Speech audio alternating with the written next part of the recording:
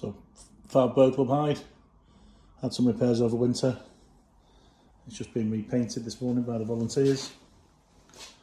Even applied some carpets to the tops of the seats, just add a little bit of extra padding.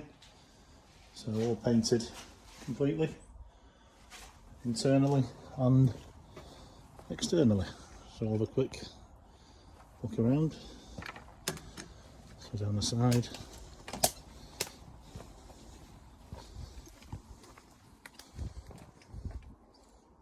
On the side of the hide.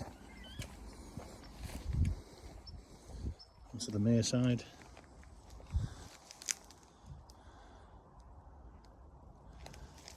Fully painted. All the observing windows are now all at the same level bases as well, have been built up.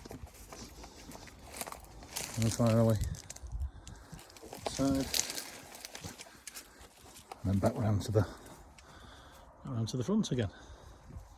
So yeah, a few hours this morning. It's as good as new.